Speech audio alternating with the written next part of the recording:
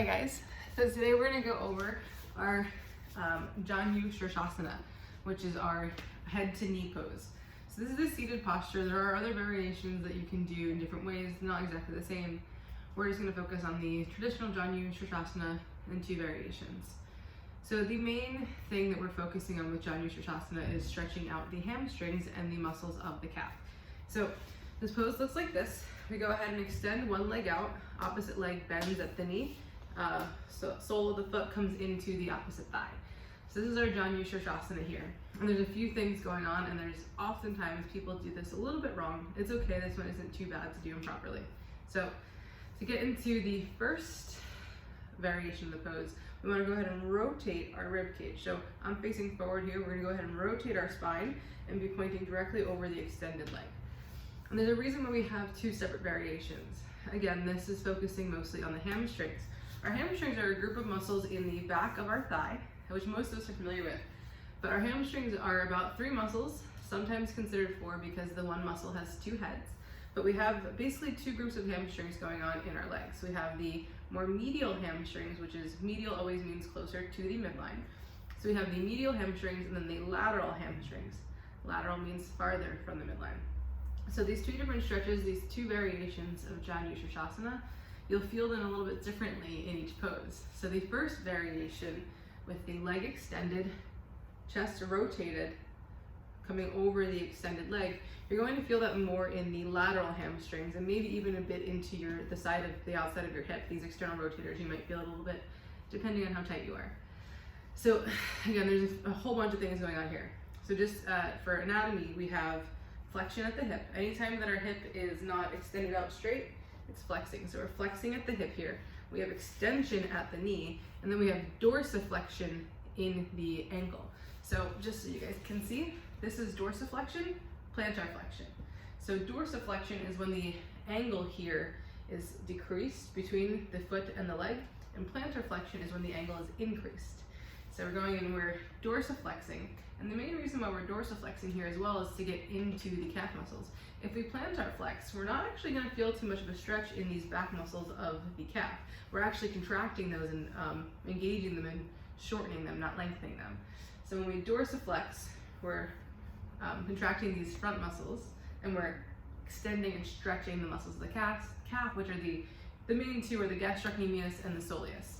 So in this variation of Janu Sirsasana, we are rotating. So we have rotation in the spine, flexion at the hip, extension at the knee, dorsiflexion at the ankle.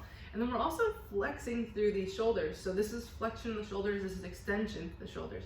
So we're extending our body up and out to flex. So I know it sounds a little bit confusing because extension is typically the other ways, but we're extending the spine. So we're elongating the spine, so it's axial extension.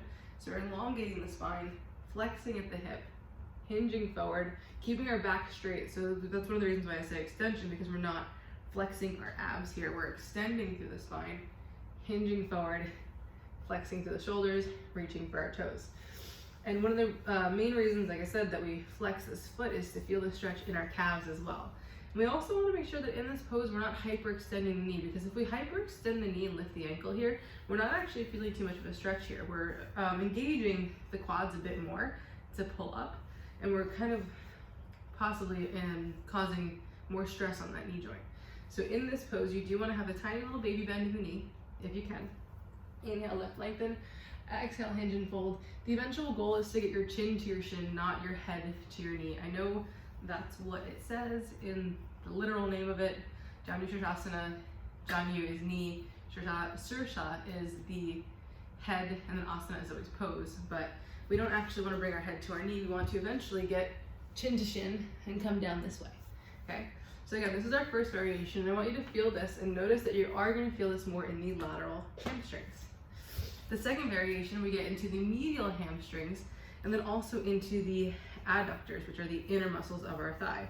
So we already went over the extended leg. The bent leg also has some passive stuff going on too. So again, we are flexing at the hip, we are externally rotating, we are flexing at the knee. So we have extension in this knee, flexion in this knee. And this foot technically would be plantar flexion because the angle of my foot is more pointed. I'm not flexing here. You can dorsiflex and keep it closer, but it doesn't really matter with this. It depends on really what you're going for here. So as we go ahead and inhale, lift, and lengthen, the main difference in this second variation is that we are not rotating the chest. We're gonna inhale, lift, lengthen, exhale, fold forward, flex, dorsiflex the right foot towards your face. And again, you should feel this more in the medial hamstrings. So the hamstrings closer to the body, and you may feel it a little bit in your adductors as well.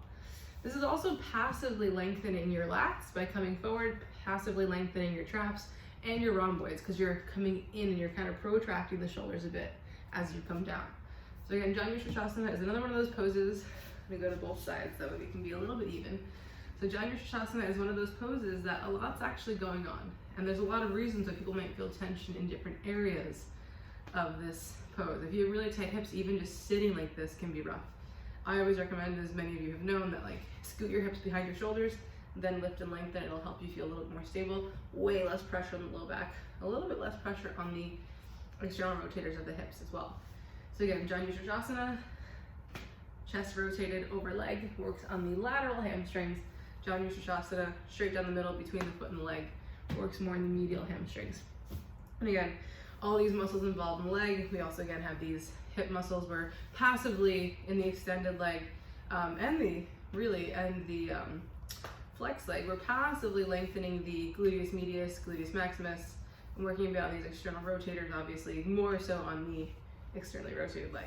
But again, there's so many little things going on, and like I've said a million times, no one yoga pose does one thing. If you've got really tight calves and you dorsiflex that foot, you're gonna feel it.